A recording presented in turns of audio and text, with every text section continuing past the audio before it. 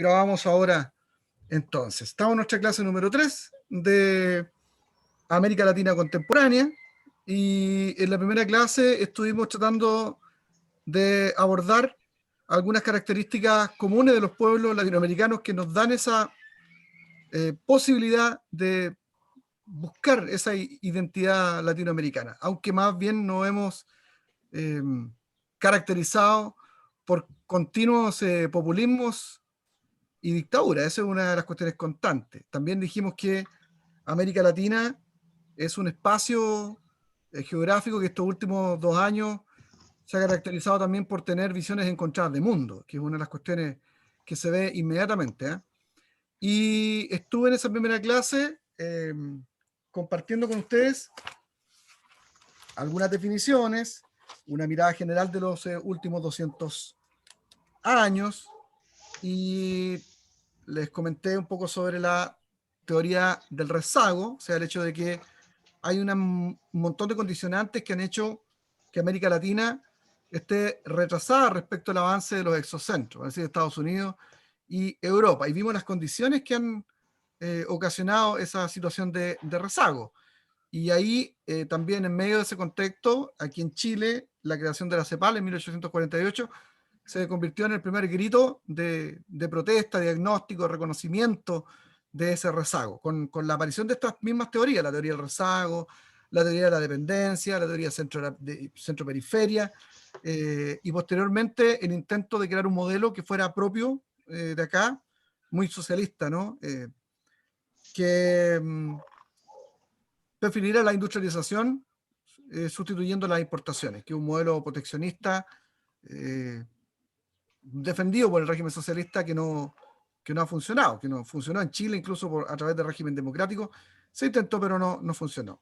En fin, eh, estuve hablando un poco acerca de eso y vimos 2 periodos ya de manera más específica, los elementos que son más importantes de esos periodos y lo que habría que centrar en nuestro estudio personal, porque estamos con la lectura del libro América Contemporánea, Historia Contemporánea de América Latina, de Tulio Alperin Dongui, ¿cierto? Entonces supone que ustedes ahora en el mes van a conseguir este libro y lo van a leer. Entonces yo estoy colocando los centros de análisis donde ustedes tienen que poner atención. Entonces vimos bien el periodo de 1800 a 1850 y las cuestiones que caracterizaron ese periodo, como la aparición de los estados nacionales en medio de todo un proceso independentista común en el territorio, y cómo el peso del antiguo régimen español eh, ocasionó también formas de ver, entender la vida, incluso la administración del Estado. Muy, muy importante. Y cómo estas relaciones asimétricas, desiguales en economía, han causado ese rezago del cual dio cuenta la CEPAL en 1948. Y empezamos a definir algunos conceptos como oligarquía, aristocracia, plutocracia, etc.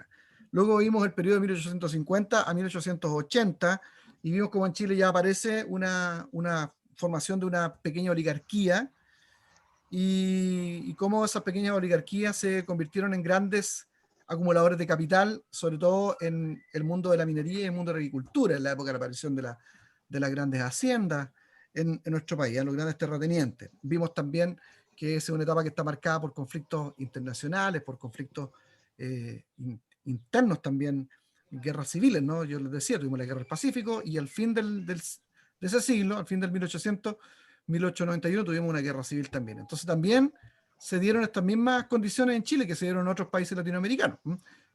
Condiciones de conflictos internacionales y conflictos de carácter interno. Y como también este proceso de industrialización que vivió el mundo, sobre todo la segunda etapa de industrialización, ahí en Inglaterra también jugó un papel relevante de influencia en el desarrollo de nuestro país o como queríamos ver el desarrollo de nuestro país. Entonces, vimos hasta ahí, pues hasta 1880, y ahora voy a colaborarles con algunos elementos del periodo siguiente para que retomemos también, para no hacer tan lineal este curso, sino ir tomando de todo un poquito e ir conversando, que es lo que hemos estado haciendo, el periodo de 1880 a 1930. Y después de eso revisamos la investigación que hicieron con el conflicto político en Nicaragua. Vimos antes también en la segunda clase un video, analizamos un video, investigamos sobre procesos de populismo, revoluciones y dictaduras de derecha y de izquierda, sus características. Hay un ciclo que ocurre siempre en América Latina que también es propio y nos caracteriza. Estuvimos analizando eso y nos centramos en la revolución cubana. Nos falta todavía revisar un poco más ese video, los vamos a hacer a continuación, y les agregué que investigaran un poco la historia de conflicto político de los Somozas con el Frente de Liberación Sandinista. Ahí vamos ahora. Pero vuelvo al principio ahora para agregar un periodo más de elementos que ustedes tienen que tener en cuenta a la hora de leer esta historia de América Latina contemporánea de Tulio Halperin Dongui. Entonces, de 1880 a 1930, para que tomen apunte. En este periodo, ¿ya? Si bien en el anterior, de 1850 a 1880, hubo una aparición de una oligarquía, se formó la oligarquía en Chile, y para Fabián que viene incorporándose, oligarquía distinta a la aristocracia. La aristocracia son los ricos que no tienen malas intenciones y que son habilosos, tienen apellido, tienen herencia y manejan su capital. La oligarquía, en cambio, es como la expresión negativa de esa gente rica.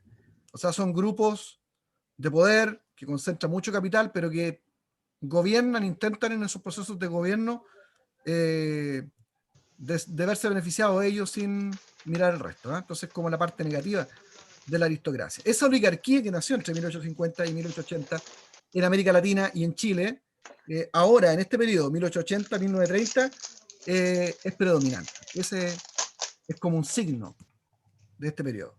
De 1880 a 1930, el predominio es de la oligarquía. Fuerte, po.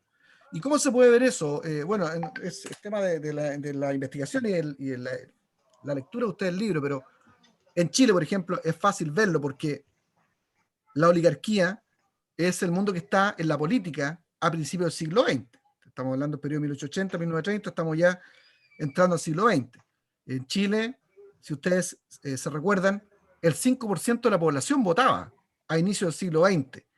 Y esa gente era la que concentraba el gran poder económico. O sea, también concentraron el poder político, era mayormente oligarquía. Entonces, este es un periodo donde predomina este grupo. Al punto de que se le denomina por los historiadores la época de captura del Estado. O sea, estos grupos de interés económico ya, ricos pero interesados solamente en ellos, capturan y utilizan el Estado. Entonces, por eso se dice que es un predominio de ellos. Y existe una especie de hegemonía del modelo primario exportador, ¿cierto? Hay una economía de enclave. Me gustaría que ustedes pudieran definir esto ahora. Esta es como la tarea. Van a tratar de definirme. Entonces, ¿qué se entiende por modelo primario exportador? Que de este periodo, cuando me lo definan, pongan ahí, periodo 1880-1830, predominio oligarquía, captura del Estado, y hay una hegemonía y empiezan a definir modelo primario exportador, economía de enclave. Eso me interesaría.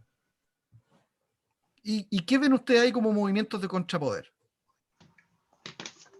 en ese periodo? O sea, ¿quiénes hacer la contra aquí? Entonces, no olviden ustedes que esta es la etapa también donde se deja ver el problema social, también en Chile, por este proceso de industrialización, sobre todo en el norte de Chile, donde empieza a manifestarse la cuestión social en Chile, que era un fenómeno ya en Inglaterra por la primer proceso y segundo proceso de industrialización muy ya fuerte. Aquí en Chile se empieza a notar en el norte salitrero y empieza a haber un movimiento de contrapoder que tiene que ver con la agrupación de los obreros en los sindicatos, el predominio de personajes muy importantes como Emilio Recabarren, que funda el Partido Socialista Obrero y luego el Partido Comunista en 1922. Pero bueno, ustedes van a encontrar un poquito más sobre los movimientos de contrapoder ahí. Es una época también donde adquiere mucha fuerza o predominio el poder de las Fuerzas Armadas y la Iglesia Católica, como característica de ese periodo. Todavía está gobernando muy fuerte. Y por eso es que la coalición de poderes va a ser tan fuerte que en 1925, por lo menos aquí en Chile, se va a redactar una nueva constitución que va a separar el Estado de la Iglesia, por la influencia que llegó a tener la Iglesia Católica. O sea, fíjense, el poder de las armas, el poder de la religión, al extremo en esta captura, esta captura del Estado. Y por lo mismo, si predominan las Fuerzas Armadas, esta es una época de profesionalización de esas Fuerzas Armadas. Aquí es donde los historiadores hablan de la prusianización de las Fuerzas Armadas. Quieren toda ¿Cuál es el esta término, pastor? prusianización, o sea, se vuelven medios alemanes, de mucha disciplina, adquieren toda esta forma que tienen hasta el día de hoy las Fuerzas Armadas. Y es un proceso que no solamente se vive en Chile, sino en otros países de América Latina se ve muy fuerte, como en Bolivia, en Argentina, con esta especie de racionalidad filosófica de ver la vida. Pues, ¿por qué digo esto? Porque estos elementos son buenos para una sociedad, sí, pero cuando son llevados al extremo también no permiten ver otras cuestiones importantes de la política, de la gente que sufre, de otros grupos que existen y que terminan siendo dominados y pagan el pato en el proceso de desarrollo. Ya, entonces el militarismo y el autoritarismo empiezan a tomar mucha fuerza aquí en América Latina. Militarismo y autoritarismo, que va a explicar, por supuesto, estas revoluciones, estos populismos y estas revoluciones de las que hemos estado hablando, sobre todo en la segunda clase. ¿Sí? Y esta es la etapa, 1880-1930. ¿Ah? ¿Fabián?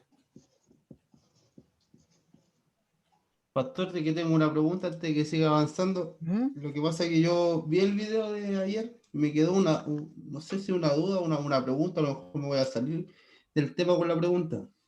Pero yo vi que en el video había una operación que se llama Operación Cóndor, que era el tema de por decirle, de la ultraderecha, que era a nivel latinoamericano. Y eso estaba metido Chile, Argentina, otros países más. ¿Qué otro? Pero eran varios países de Latinoamérica, pero luego se enfoca en Argentina. Y en Argentina que pierde el tema del autoritarismo con las Islas Malvinas. Pero ahí también Chile tiene parte que ver, creo, ¿no? Por el tema de que Pinochet también se iba a hacer una guerra entre ellos, pero se supone que ellos tenían como una unión. ¿En qué momento se divide esa unión que ellos tienen como Operación Halcón? Cóndor. Cóndor, ese. Bueno, está dentro de una de las preguntas que vamos a ver a continuación, que ya tenemos que revisar todavía, pero se enmarca dentro de lo que hemos estado conversando en la segunda clase, esta pugna que existen estos dos modelos de ver la sociedad, o sea, y que originan los populismos que dan pie a la aparición de las dictaduras, ya sean de derecha o de izquierda. Decíamos que hay un sector de la sociedad que crea este contexto a través del populismo por el abuso de la oligarquía. Entonces, el dictador de izquierda surge por el abuso de la oligarquía. Aprovecha el contexto del descontento y surge el populismo por lo malo que han hecho estos grupos oligárquicos. Ahí surge el dictador de izquierda. Por los problemas que ocasiona la revuelta, el desorden, el saqueo, el caos, en ese proceso en que se instala un dictador o las dictaduras o los procesos parecidos a las dictaduras de izquierda, surge el otro lado. Hay gente que dice, no podemos vivir en caos, en desorden, en robo, en saqueo. Este otro tipo de captura del Estado también, al estilo ultraizquierda, y entonces se da el contexto populista para la aparición ahora de la dictadura o los procesos parecidos a la dictadura de derecha, que generalmente son militares. Entonces, ese ha sido como un ciclo, Fabián, que es lo que explicábamos la clase pasada, que se ha dado constantemente en América Latina y sobre todo estos últimos 100 años.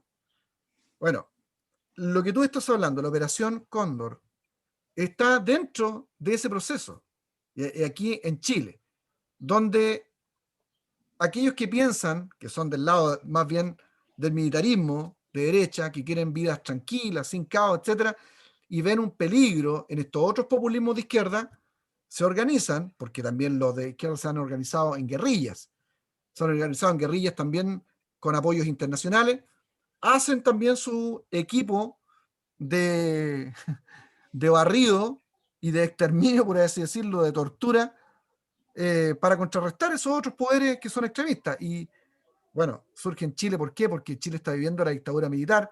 En el 75, Pinochet ya tiene claro que no va a entregar el poder, que se va a quedar.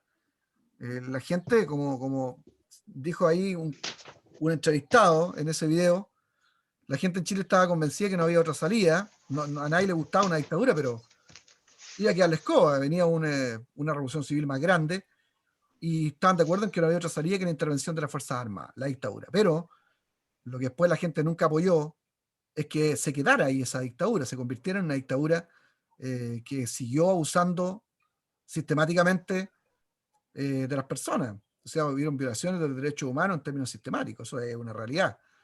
Entonces, en ese contexto, que se queda Pinochet y están en esta pugna, esta parte del ciclo de lucha fuerte de estos dos extremos, estos sectores de la extrema derecha, que son militares, crean un sistema de inteligencia internacional donde, como dices tú, está Argentina, Chile, Uruguay, Paraguay, Bolivia, y termina sumándose Brasil, Perú y Ecuador, que lo que hacen ellos es compartirse información para saber dónde están los personajes peligrosos de la izquierda, de la ultra izquierda, las guerrillas, y bueno, terminan finalmente torturando, asesinando. Es una guerra de extremismos, y eso es horrible, la operación Cóndor, una cuestión horrible, muy criticable, pero es la respuesta al otro extremo, po, al otro extremo, de las guerrillas que también están tratando de tomar el poder en las naciones, es una realidad. Entonces, no reconocer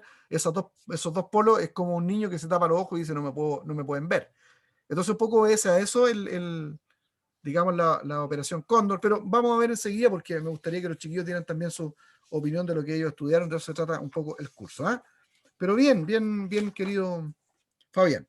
Entonces, esta etapa entre 1880 y 1930 es una etapa de prusianización de las Fuerzas Armadas, de desarrollo filosófico racionalista que impera tras el autoritarismo militar, que va a ser esta una de las fuerzas dentro de América Latina para contrarrestar la otra idea de la ultraizquierda, que es típico en nuestro mundo latinoamericano. Y los ejércitos se van a enfrentar por primera vez en esta etapa, entre el 1880 y 1930, a las insurrecciones indígenas. Mire qué interesante, porque nosotros estamos viviendo este proceso en Chile otra vez. Pero esos procesos de intentar controlar estas revueltas indígenas parte en ese periodo. Tomen en cuenta ustedes que en ese tiempo, para que no noten por ahí, no existe la policía. O sea, en Chile, por ejemplo, 1880, 1930, bueno, sí, la ha fundado recién. ¿Cuándo la fundó? Sería el 29, 30, Carlos Ibáñez del Campo, funda Carabineros de Chile, recién ahí. Pero el ejército, con su prusianismo y su racionalidad autoritaria, que está tratando de sofocar la revuelta de los indígenas. O sea, resultado, sangre, mucha sangre. Pues son gente, no de la policía, son fuerzas armadas, prusianas, militarizadas.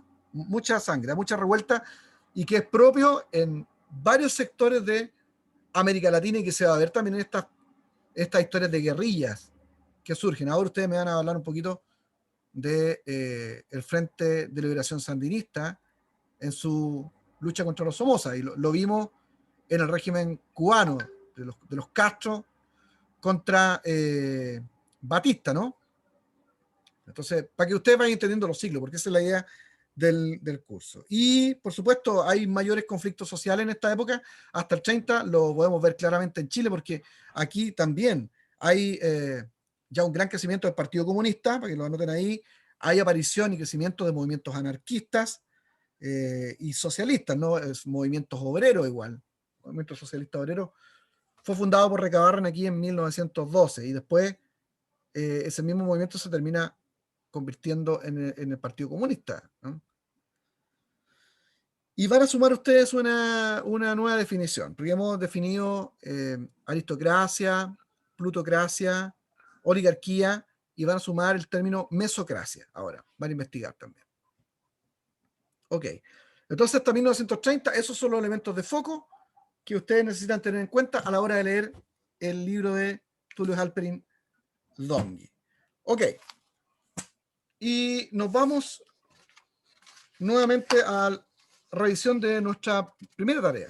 Seguimos ahí. Luego vamos a tomar el tema del Frente de Liberación Sandinista. ¿Qué vimos ya? Tratamos de respondernos la pregunta por qué vuelve a asomar el autoritarismo en Latinoamérica, ¿cierto? Y respondimos las siguientes preguntas. ¿Qué diferencia hay en el surgimiento de los dictadores de izquierda y derecha? Decíamos que el de derecha surge entre militares para detener la corrupción, el desorden y la violencia. Las de izquierda surgen como fruto de que el pueblo lucha contra la oligarquía por los abusos de estos grupos económicos de poder que han llegado a una etapa ya casi de maldad, ¿no? La otra pregunta fue, ¿qué condiciones propician la aparición de un dictador populista y cuáles características se evidencian de inmediato a la instauración de las dictaduras populistas? Entonces decíamos, bueno, la gente está enojada con los militares, está enojada con los políticos, está enojada con la policía, porque no hacen nada al ver cómo la oligarquía hace de la suya, dañando los intereses de la mayoría de la gente. Y esto ocurre incluso a pesar de la buena economía de un país, porque vean ustedes, Chile tiene una buena economía, hay mucho que comprar, la gente está acostumbrada a este modelo capitalista, incluso el pueblo le encanta esto. Pero aún en momentos en que un país tiene bonanza económica, estas desigualdades que provoca la oligarquía trae rabia contra las instituciones, que es lo que vemos. Entonces esa es la razón para que surjan estos populismos. Y digamos, la evidencia o las características que se evidencian en la instalación de una dictadura, ya sea de izquierda o de derecha, decíamos nosotros, son la persecución del contrario, en algunos casos exilio, fusilamiento, se da todavía en América Latina, ¿ya?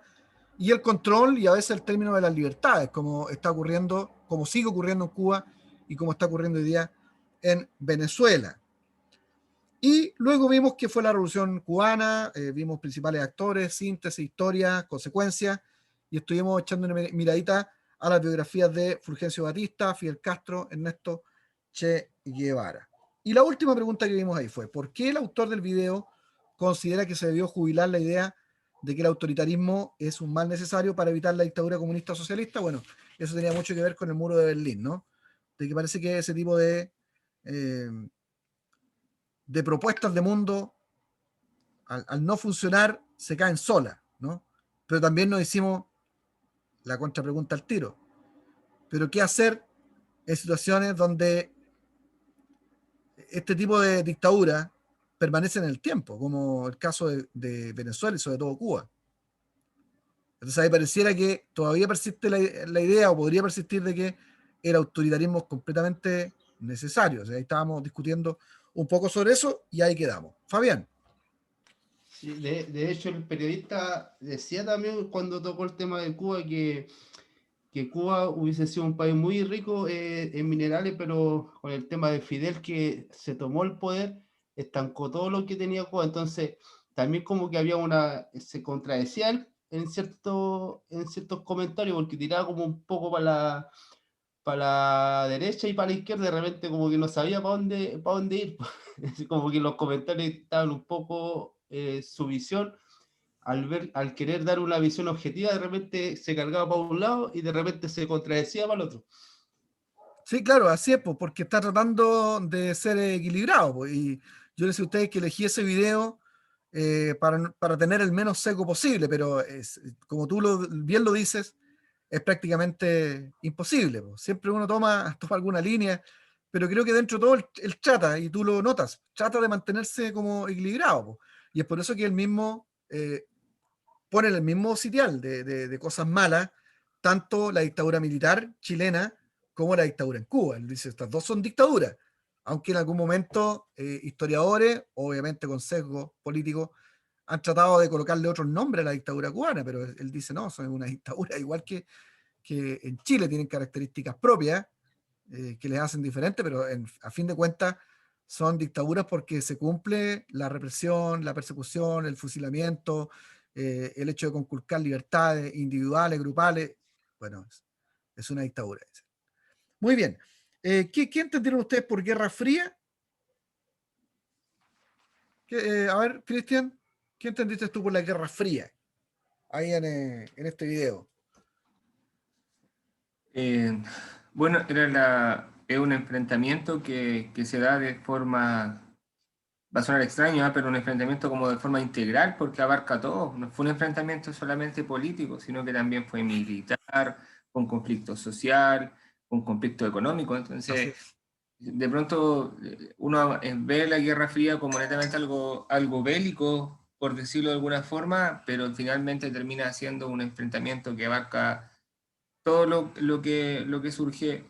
Yo averigué un poco más después y salía que se inicia, obviamente, al finalizar, pareciera el periodo de la Segunda Guerra Mundial, y ahí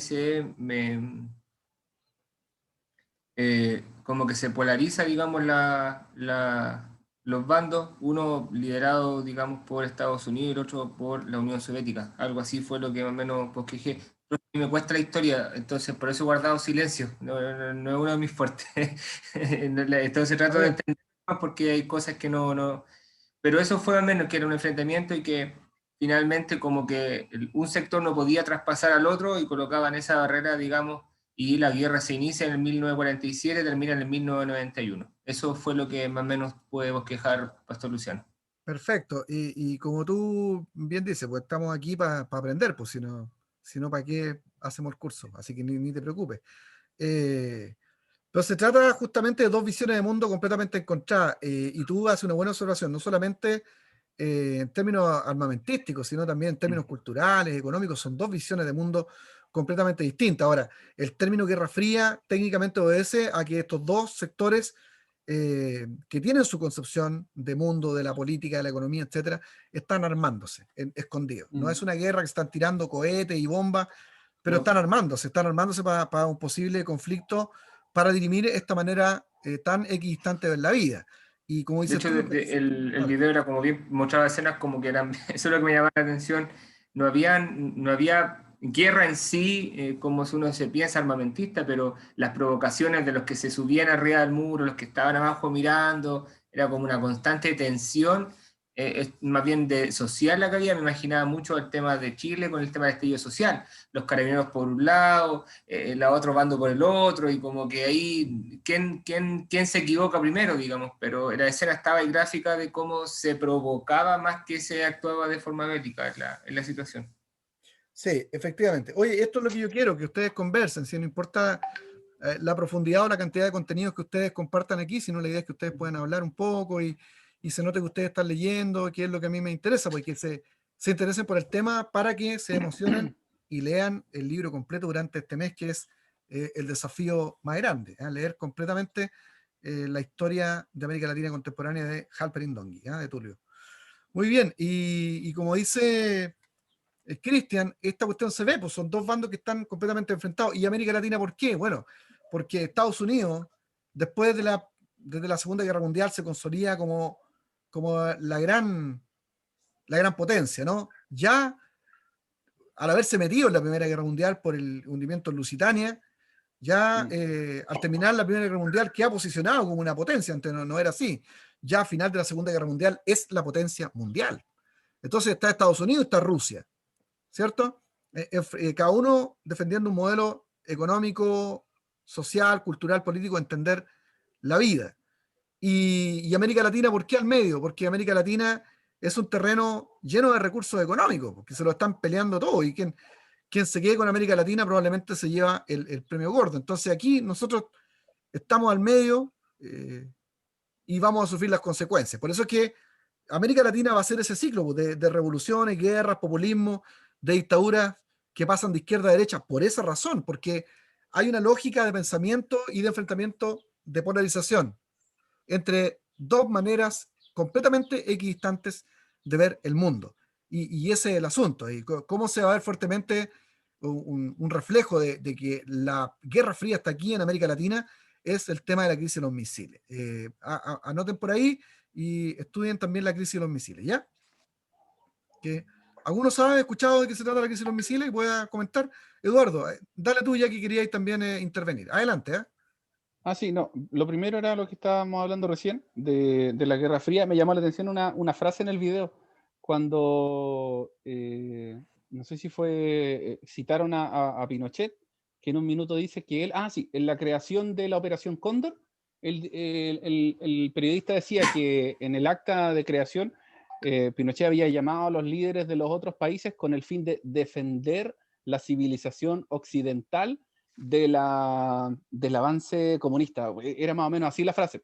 Y eso me llamó la atención porque era como el ejemplo de la Guerra Fría. O sea, finalmente todo esta parte, este otro bloque, ¿no es cierto?, tratando de defenderse de Satanás que venía de allá con el comunismo, que tiene rasgos de otra cosa. Oye, Pero eso me pero acordé. mira, y si tú te vas al terreno religioso, vas a ver que la firma del portalazo, del apoyo que hacen las iglesias evangélicas en Chile, dicen de un sector que se aprovecha, pero en realidad muchas iglesias evangélicas, pues yo soy pentecostal de niño, yo escuchaba de niño que eso decían en las iglesias pentecostales sencillas, que veían justamente el avance de la unidad popular y todo este proceso como la instauración del marxismo, y podía Claro. ser, pues si esa era la lucha mundial, entonces no reconocerlo es una torpeza. Entonces, en la firma del portalazo se expresa esa visión de mundo. Los pastores dicen: nosotros vemos la intervención militar como la respuesta a las oraciones de la iglesia evangélica para que no se instaure un régimen comunista que finalmente va a condonar, perdón, nos va a quitar, ¿sí?, las libertades que tenemos para servir al Señor. Yo no podría decir, pero ¿cómo los pastores pueden decir eso? Pero si esa cuestión pasó detrás de la cortina de hierro. Y pasó y continúa pasando en Cuba, y pasó y sigue continuando en Venezuela, y en el régimen comunista chino, donde quiera que se instala un régimen marxista, quienes pagan con sangre y son perseguidos son los cristianos. Entonces, sobre todo los que son más radicales en el cristianismo, que suelen ser los más militantes, los evangélicos.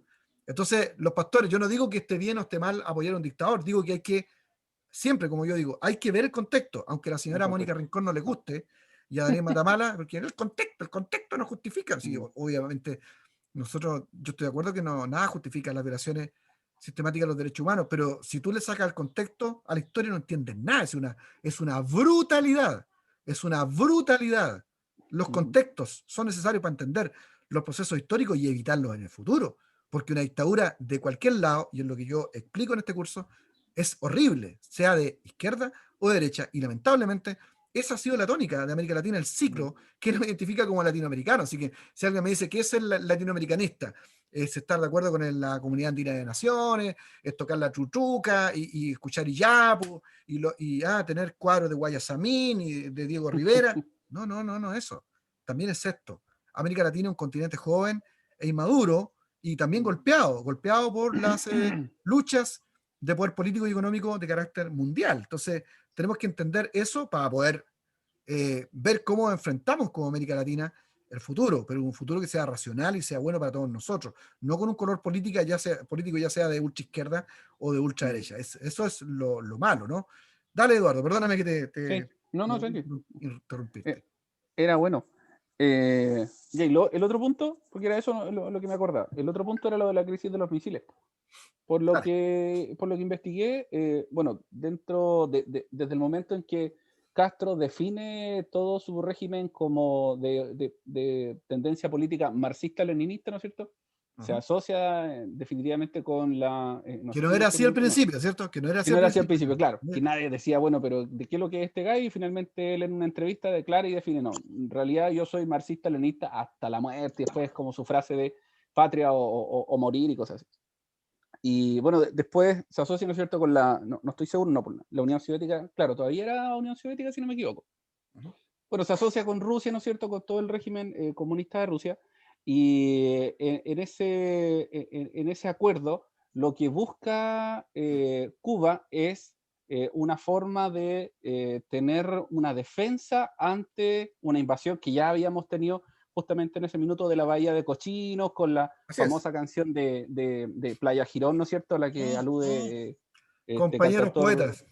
Compañeros poetas, claro, el desembarco de las tropas norteamericanas en Playa Girón, que trajo, ¿no es cierto?, una cuasi invasión, pero que finalmente fue repelida por el ejército cubano.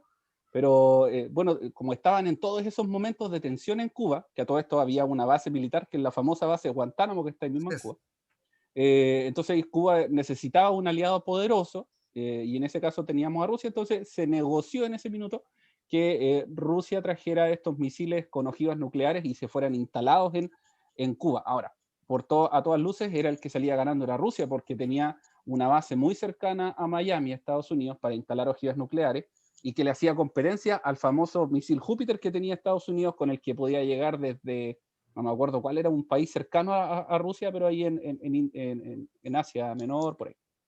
El tema es que Rusia envía estos misiles hacia la isla de Cuba, y en el proceso, en camino, ¿no es cierto?, son detectados por aviones espías norteamericanos, estos barcos que venían con los misiles, y ahí empieza uno de los grandes bloqueos de Estados Unidos, y pone barcos, ¿no es cierto?, así como en el límite, para que no pasen hacia Cuba.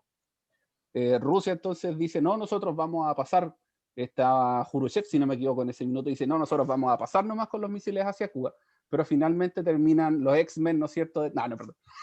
Terminan ahí deteniéndose los barcos y se dan la media vuelta y se devuelven hacia Rusia.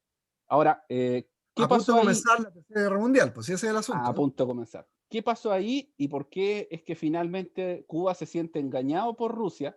Porque una de las cosas que pedía Cuba para solucionar la crisis esta de los misiles era que atendieran a las demandas que tenía Cuba, que decía que necesitaba recursos, que les dieran, que les quitaran el bloqueo que les habían impuesto comercial, que les dieran más cuotas de azúcar para venderle más azúcar a todo el mundo, petróleo y todas las cosas. Pero finalmente a lo único que accede Rusia es a sacar los misiles a no instalar los misiles en Cuba, y que Estados Unidos retire sus misiles desde el otro territorio, no me acuerdo dónde estaba. Pero Cuba finalmente sale perdiendo. Entonces, fue una situación crítica que enfrentó más que nada a Rusia con Estados Unidos, donde Rusia quería poner sus misiles aquí en Cuba. Y Cuba sale perdiendo a todas luces porque se quedó sin misiles, sin negociación con Estados Unidos, y además con un bloqueo el doble de grueso por parte de Estados Unidos. Pero claro, igual frente al mundo, Cuba quedó como un aliado, con el amigo potente de Rusia, y hasta el día de hoy finalmente Estados Unidos no ha hecho intentos de hizo muchos intentos de matar a Castro, pero nunca más. Me parece que después de esas invasiones a la Bahía Cochinos y otra más, no hubieron más invasiones a Estados Unidos. Pero más o menos el contexto de la muy, crisis de muy interesante de la historia. ¿Y qué del muro de Berlín? ¿Yo mismo? Hay más. ¿Qué es el muro de Berlín, Álvaro? Ya que estás inspirado. ¿Qué papel juega aquí? O sea, así como a modo de contexto, yo lo que investigué es que divide a las dos Alemanias en el periodo post Segunda Guerra Mundial, como decía Cristian delante. Por un lado, estaban esos terrenos que habían quedado como desmembrados producto de las invasiones de los aliados. Entonces tenemos Inglaterra, Estados Unidos, y no me acuerdo qué es, Prusia, no, otra nación del norte de Europa. Y quedan estos como sectores, estos pedazos de Alemania separados de la Alemania occidental, ¿no es cierto? Porque este es el bloque oriental. Y la Alemania, queda una Alemania asociada a un régimen más socialista, consolidada en un solo bloque, y queda esta otra Alemania, que era de los aliados, más de un lado conservador. Pero en Berlín justamente es donde se erige uno de los muros que tenía, no me acuerdo, creo que la investigación decía como 150 kilómetros de largo, que dividía a Alemania y pasaba obviamente por Berlín, ¿cómo se llama este? El arco de Brandenburgo y todas esas imágenes que vemos con esas tremendas arquitectónicas de Alemania. Pero finalmente es eso, es una división política que divide a Alemania en dos, a pesar de que la Alemania oriental nunca fue reconocida como una nación como tal, pero sí era una división de Estado, porque funcionaban de manera distinta, tenían sus primeros ministros, tenían todos sus regímenes políticos. Y bueno, se instauró en el 62 y fue definitivamente, bueno, se empezó a derribar en el 89 porque duró hartos años más todavía, o harto tiempo más en desaparecer. Entonces, finalmente lo que hacía era eso, era una división entre un régimen, por así decirlo, socialista comunista y un régimen conservador que dividió a Alemania durante casi 25, 27 años que duró. Eso, Perfecto. breve nota. Álvaro, ¿quieres agregar algo? No, la brigada decía que, claro, tenía como 150, pero 45 kilómetros solamente lo que era Berlín, porque estaba muy asociado. La mayoría de la gente tiende a pensar que el muro solamente separaba Berlín, pero como decía Eduardo, un muro que separaba literalmente Alemania lo partía en dos. Un sector que era la República Democrática Alemana y la República Federal Alemana con Berlín del Este, que era comunista, y la otra era de corte más capitalista, por así decirlo. O sea, es parte de lo que es la Guerra Fría. Está en ese contexto. El símbolo, ¿cierto? Sí. El símbolo de lo que está pasando a nivel mundial, pues sí, ese es el asunto. Y Por cuando eso su su caída, la caída va a ser tan significativa, ¿no? claro, porque simboliza el término de la Guerra Fría, su caída. Entonces, básicamente era una división donde dividía Berlín, porque era la zona, el espacio económico de Alemania. Entonces lo tenía separado en dos. Y este muro era denominado por la República Democrática Alemana como el muro de protección antifascista, Ya. básicamente. Pero eso más que nada. Perfecto. Muy bien, chiquillos. Me da mucha alegría que estén investigando. Para los que están investigando, claro, que otros se dedican al fútbol. Ya. Ah, Ah, no es chiste, y no es chiste. Eso es para los que se dedican al fútbol, profe, los que no han Más podido encima- conectarnos más encima malo. Claro. Ya. Son pesados. Bueno, ¿qué Todo razones se dan en el bien. video? No, está bien, hermano. ¿Qué razones se dan en el video para el descontento de la gente con el gobierno de Allende? Esa era otra pregunta. ¿Qué razones se dan en el video para el descontento de la gente con el gobierno de Allende? El que quiera, vamos participando. Oye, Ahí hay disculpen, dos. disculpen, quiero avisarles que la hermana Nadia tiene un internet pero pésimo. Me estaba escribiendo todo el rato que se corta, que se le cae, que no es que no quiera participar y está muy apenada porque no. Dice que les encanta escuchar porque ustedes son, dice ya, son mejores para la historia que yo. Pero por eso estamos subiendo todas las clases. ¿Eh? Adelante, ¿quién está hablando? No, yo, en el intento de hacer historia, segundo capítulo, Deja de llorar. no es que no hablo tan bonito como ustedes yo en el tema de historia, pero aquí estamos, por la gracia de Dios, amén, la iglesia dice amén. En las razones del video, como que hubieron dos partes que hablaban de este descontento. Eso fue lo que tomé nota. Porque una era que un sector apuntaba a que Allende tenía ideas bastante revolucionarias y que podían conducir a un caos y a la anarquía. Y por otro, habían repercusiones que eran también económicas y sociales, porque se hablaba de la inflación, se hablaba de la violencia y se hablaba también de la presión de sectores radicales. Y hay un aspecto que me llamó la atención, que ya es un aspecto cultural, en que había como enemistad con la mitad de la población, frase textual que se extraía del video. Entonces, creo que los descontentos siguen siendo descontentos que abarcan de forma integral, digamos, una cultura y no solamente una parte. Era lo que un poco podía concluir Pastor Luciano de esa pregunta. Perfecto. Agregar que había mucho desempleo. También escuché eso. Pastor Luciano, esa menciona Cristian que habla acerca de la presión de sectores radicales que enemistaron a Allende con la parte de la población, se referiría a sectores de ultraizquierda que presionaron para que fuera una revolución más, no sé, hincarle más el diente, fuera algo más agresiva la revolución. Estaban contentos con Allende. Lo que pasa es que hay mira, y una cuestión normal hasta el día de hoy dentro de la estructura o la arquitectura de pensamiento izquierdista. Tiene una diversidad tan amplia que continúan, o sea, que terminan convirtiéndose en montonera. No hay un proyecto en común, es una cuestión hasta el día de hoy la izquierda. yo lo dije en una de mis clases, porque yo no milité a la izquierda, pero estuve muy cerca de la izquierda y de la ultra izquierda.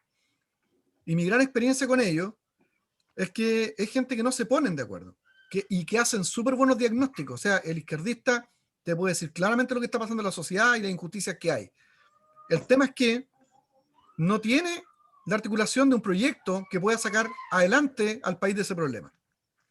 Y el otro problema es que ellos no se unen tampoco porque se odian los unos a los otros. O sea, el izquierdista más afiebrado, me refiero al extremista, ¿no? Porque por lo menos la Concertación aquí no se portó de esa manera. Entendió que era otra la manera de salir adelante y usó el modelo de libre mercado. Tú ves que ahora en esta vuelta de ciclo, otra vez aparecen sectores de la izquierda que, lejos de propiciar encuentros, lo que hace es reafirmar el ideario socialista real, po. Y por eso es que han hecho pacto con el Partido Comunista, el Frente Amplio, y nosotros lo decíamos el año pasado, y toda la gente evangélica decía, no, es un extremo, no. Y ahora tenemos de candidatos personajes como Jadwe, Giles, imagínate eso, ¿cuándo en la historia de Chile?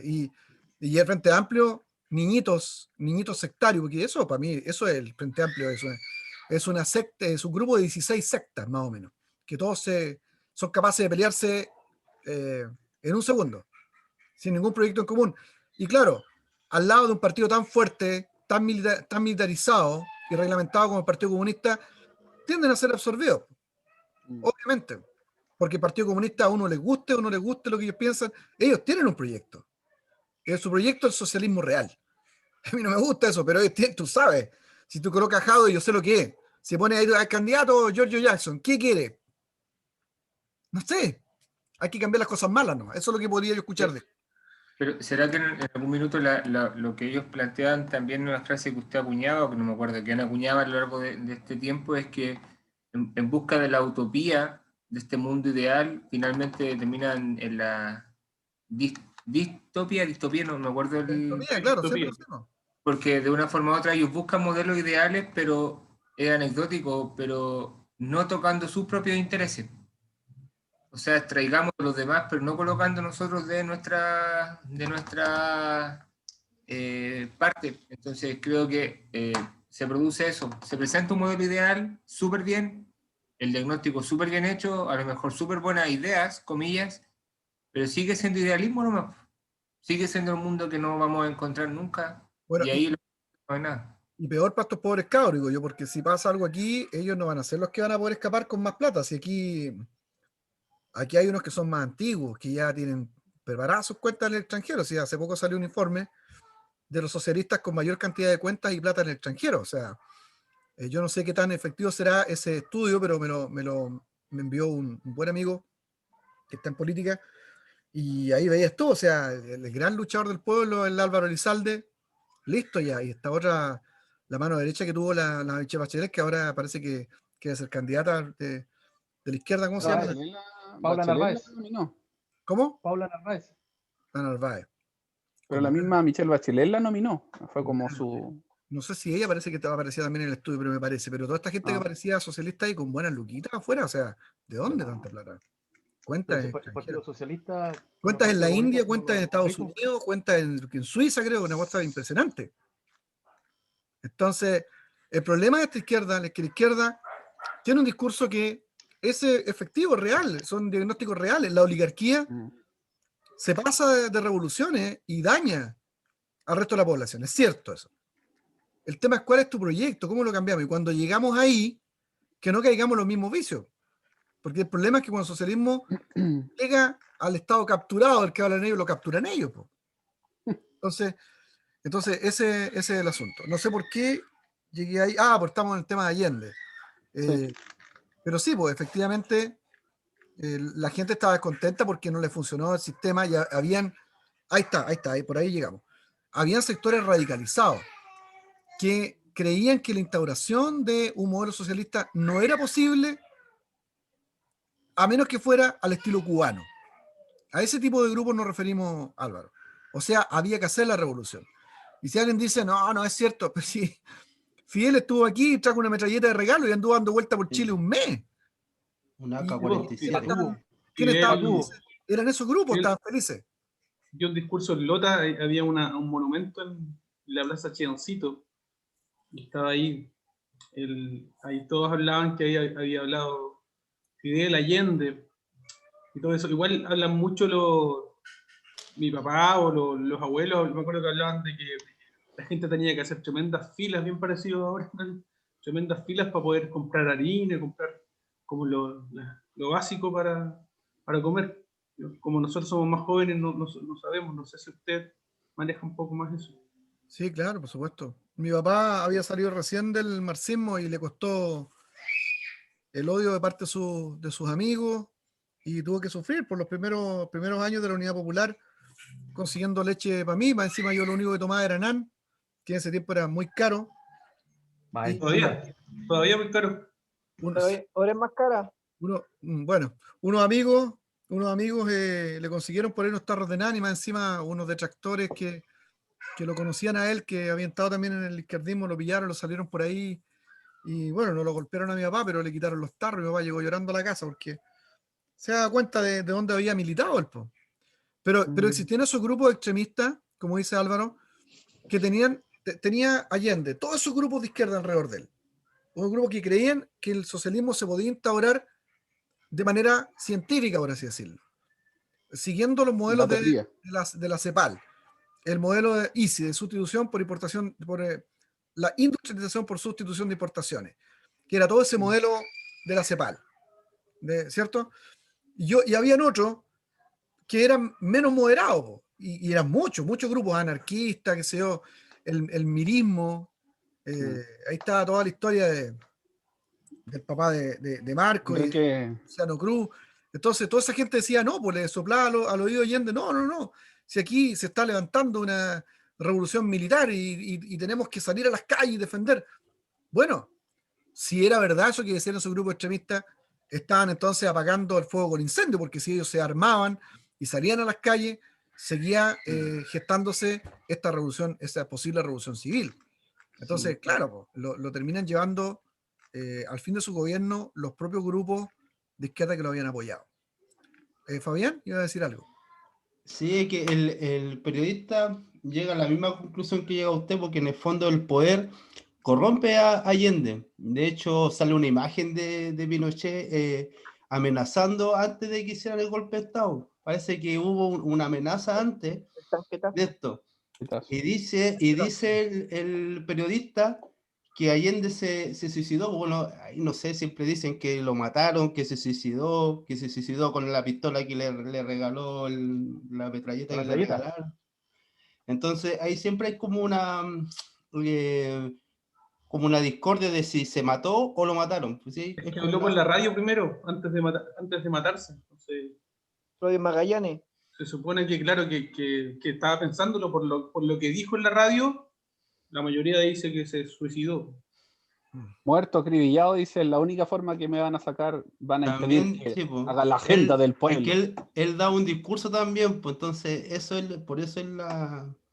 Y Pinochet, lo que Pinochet igual dice, disculpa Fabián, es que él le había dado un tiempo X Sí. y ese tiempo llegó a su hora y ¡pum! Lo había advertido antes, pues, si él lo dice. Sí, Mi general lo había dicho ya. muerta la Profe, perra, sacaba la leva, dijo. ¿No? profe, tengo una duda con lo de la reforma agraria. Que me llama la atención que de lo que cuando estábamos estudiando lo de la revolución en Cuba, justamente una de las primeras políticas que instaura Castro en Cuba es la expropiación de tierras con esta reforma agraria y expropia un montón de tierras a agricultores tanto cubanos, latifundistas como estadounidenses. Y justamente acá también después, unos poquitos años después nomás, Allende hace lo mismo, porque de hecho al principio del mandato fue la consecución de la reforma agraria que ya había comenzado el anterior presidente. Pero dejando la escoba también, pues, o sea, mucho esto de la inflación que tenía, la deuda que tenía Chile, también tiene que ver con eso, pero mi duda era ese modelo de la reforma agraria, de la expropiación, ¿viene importado desde otro lado? Sí, claro, lo que ¿O pasa es que la política pública de moda es la izquierda en ese tiempo. es la política pública de moda. Y no se trata de que gente mala quiere tomarse los terrenos y robarlos. No, hay una convicción intelectual detrás, económica, de la izquierda, de que ellos creen que las tierras tienen que trabajarse. Y que lo que había, si tú analizas fríamente, una gran cantidad de latifundistas que tenían tierras bien habidas, mal habidas, ok, de todo, Sin uso. que no se ocupaban. Mm. Y tenías tú un montón de gente que eran inquilinos, trabajadores, que no tenían nada y que sabían trabajar las tierras, se supone. Entonces la gran política pública de aquel entonces era, mira, hay que expropiar cierta cantidad de terreno de aquellos que tienen en exceso. Eso, claro, a los dueños no les iba a gustar. Pero mucha gente estaba convencida, incluso gente de sectores que eran más moderados, creían que era una buena política pública. El tema es que esa cuestión también se iba a prestar para exceso, y es lo que pasó. Porque se hizo una reforma agraria en el gobierno anterior de Allende, ¿no? Entonces, de carácter más de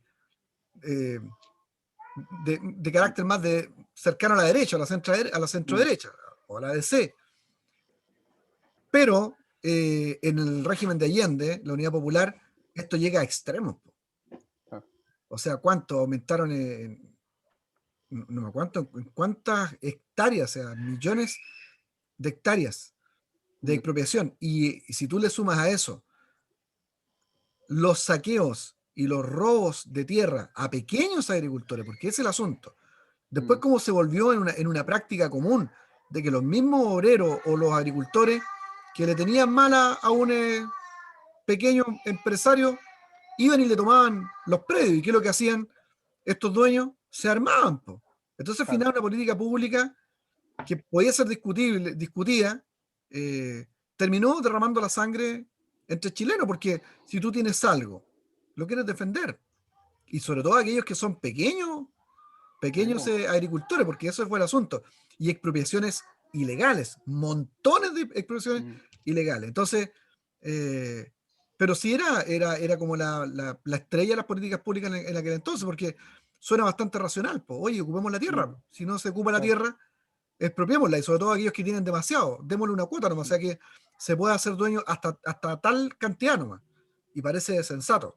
El tema es que arrastra hacia abajo en términos ideológicos. Cualquiera después se siente en propiedad de quitar. Mira lo que está pasando hoy día en Chile. Y dice, ¿son pocos casos? No, se multiplican día a día. Gente que está esperando que tú dejes la casa abandonada un rato si tenéis 2 casas. Para ir a meterse y tomársela. Y compadres que así cara dura lo han dicho en las redes sociales. No sé, vamos a tribunales, pero yo no me voy a salir de aquí porque yo no tengo casa, vine y me la tomé. Yo no tengo casa. Y esta persona tiene 2. Yo lo saco cara dura. Entonces, imagínate lo que dice Juan, gente que va a tomar, dice, bueno, el Estado no me defiende, me van a hacer ir a un litigio, lo siento, voy, agarro un bate y lo saco. Horrible, yo sé que eso no es para un cristiano, pero ese tipo de formas de entender las relaciones sociales terminan poniendo a los unos contra los otros, si ese es el asunto. Ha sido típico, clásico en América Latina. ¿Ya? Bueno. Juan, dale nomás. No, terrible el tema del caso de los ocupas, gente que tiene otra casita y que con su esfuerzo ha logrado tener otra casita para veranear, y que vengan unos tipos y se te metan en la casa y tú los vayas a encarar y dices, mira amigo, si no vaya a tribunales, si no me voy a ir. Entonces, qué impotencia de ver cómo otro llega y ocupa tu casa. Oye, casa, Juan, no tienen casa. ¿Ah? No tienen casa, está bien. Pero no tiene ningún, pero aquí voy yo, que no tiene ningún derecho a tomarse tu propia casa. Ojo también ahí, que no necesariamente son, o sea, el ocupa es uno de los casos, pero ahora se está multiplicando más el caso de los arrendatarios. Arrendatarios con contrato, con todo súper legal, arrendan una casa y después llega un minuto en que no, es que, y meses y años, y más encima tú los quieres ir a sacar, y no, porque también tiene derecho el lindo, tiene derecho a tener su casa y todo, y si lo sacáis se va a quedar en la calle. Y como dice usted, y el pensamiento cristiano y todo se te viene a la mente, y uno dice, claro, pero resulta que hay gente que subsiste, que vive gracias a los dividendos de los arriendos. Entonces, ¿qué vale más? Vergüenzura. Claro. Una supermosura completa. Entonces, ¿qué pasa? Un no cristiano dice, ok, lo siento, agarra el bate y lo apalean y lo sacan. O en el otro, la prensa ha tomado una posición hoy día, después la Mm. víctima es el que Claro. quería robarte, po. La víctima, el tipo que no quiere salir, pues. Entonces, Como el chiste del bombo fica. estos ciclos se repiten en América Latina, lamentablemente. Bueno, chiquillos, miren, ¿por qué piensa usted que el autor del video iguala la toma del poder en Cuba por Castro al golpe militar de Pinochet en Chile? ¿Por qué creen ustedes que lo iguala? Porque ambos fueron por medios violentos y armados para derrocar el gobierno de turno. En ambos casos, en vez de considerar una solución que fuera legítima, optaron por la autoritaria antes que la democrática. Y el afán En de ambos mantenerse en el poder igual. Y a pesar de las consecuencias que trajera eso, optaron por la opción de autoridad. Y por otro lado, en ambos casos se utilizaron sistemáticamente la opresión y la persecución de los opositores al punto de exterminarlos. Eso es muy importante. Igual en los dos lados. Igual en los dos lados. Entonces, ahí donde tú ves, por ejemplo, que es lo que me molestaba a mí siempre, cuando yo estaba con mis amigos de izquierda, es ese doble discurso. Porque si me preguntan a mí, oye, Pinochet, régimen militar, dictadura. Dictadura. Violaciones de los derechos humanos, sistemático, digo yo. Pero yo le decía, pero ¿y Cuba?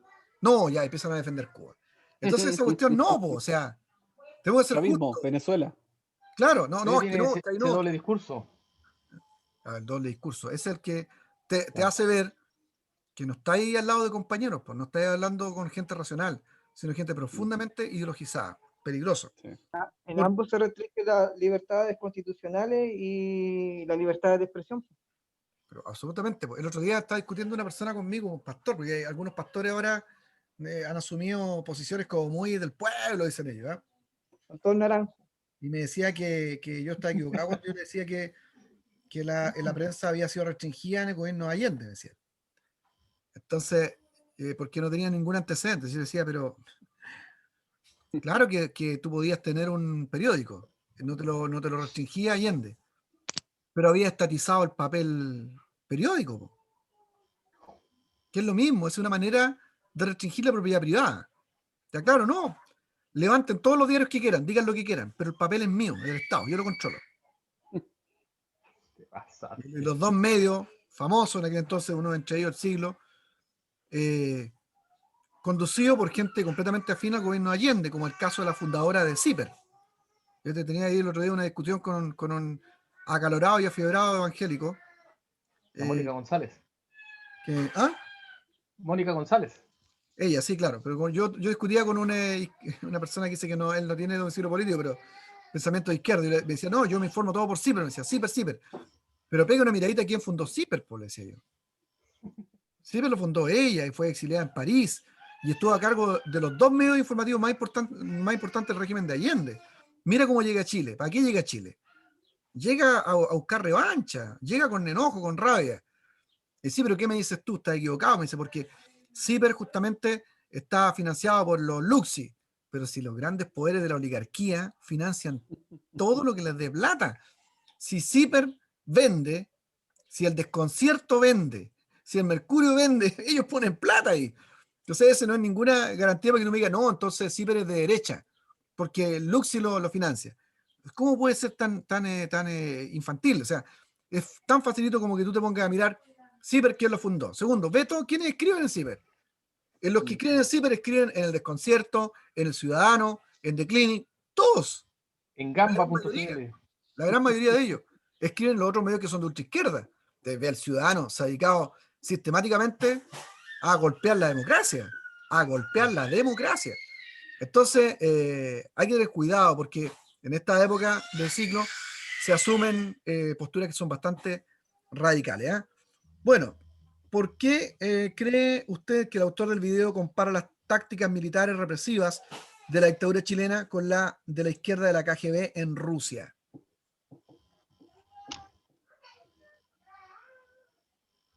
Por la operación Cóndor. Eso, viste, tú habías hecho la pregunta adelante. Exactamente por eso. Usaron las mismas tácticas. Saber quién es, qué es lo que está haciendo, dónde está parado, con quién se junta, y lamentablemente pasaron a un segundo punto. Tortura en búsqueda de la información. Tortura, persecución y muerte. Exactamente. Era un Estado, profesor, siempre vigilante, no solamente dentro de la frontera, sino también hacia afuera, y con una policía secreta que supervisaba activamente y exhaustivamente la opinión pública, la subversión interna, externa y los posibles complots que pudieran desestabilizar el gobierno Exacto. dictatorial. Mucho ¿Ya? espionaje. Y eliminar a los enemigos nomás, pues, si no, no había otro término. Sí. El caso más emblemático es del exministro en Estados Unidos. Orlando Letelier. Letelier. Exactamente, porque se había convertido en un problema para el gobierno militar. Y bueno, yo La frase que ocupaba en el video era para caerle estado vigilante, para caerle encima a todo detractor. Chao. exactamente, y había personajes con un carácter especial para hacer eso, como el caso del Mamo Contreras en Chile, Mm. porque hay que también están ideologizados para el otro lado, que estaban en guerra permanente en su cabeza. Extremo. Lamentable, los dos lados. Bueno, ¿y qué fue la guerra sucia? ¿Alguien me podría decir? La guerra sucia en Argentina ¿Ya? Adelante. se denomina guerra sucia a las medidas de represión militar conformadas en un genocidio político. Se calcula en 30.000 desaparecidos. Usted me hablaba de 9.000. Ese día nos hablaba. Poco más de 9.000 soy yo. Algunos dicen que eran muchos más. Mm. Contra la llamada subversión de los ciudadanos, disidentes, con la política del gobierno de María Estela Martínez de Perón primero, y con la dictadura del proceso de reorganización nacional entre 1976 y 1983. Se le llamó también terrorismo de Estado. Perfecto. Se dan cuenta que se repite la historia, todo el territorio latinoamericano. Ok, bueno. Muchachos, yo creo que por hoy es suficiente.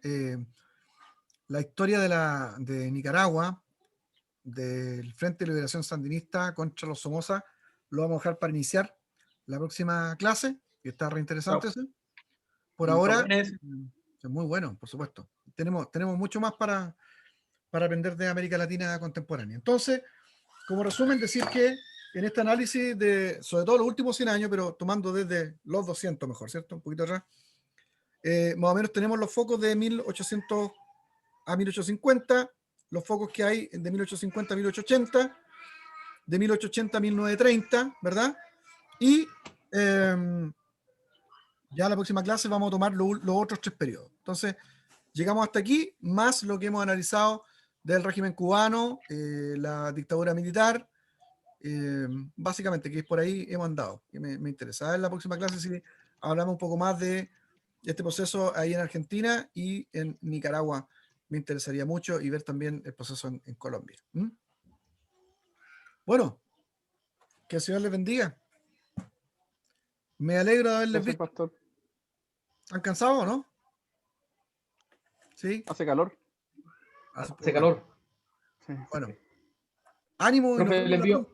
vemos pronto. Acuérdense que nos estamos acercando al término del bachiller, pues. Así que vamos avanzando con las monografías. Yo ya por lo menos me alcancé a juntar bien con Cristian y estamos claros lo que hay que hacer. Hemos avanzado harto. Espero ahora esta semana juntarme con Eduardo ya, definitivamente, Vale. y ver lo de él, que lo tiene más o menos. Y espero ustedes, anímense. Yo igual estoy ahí con la tesis doctoral y estoy con la tesina. Estamos trabajando Y con una campaña constituyente encima.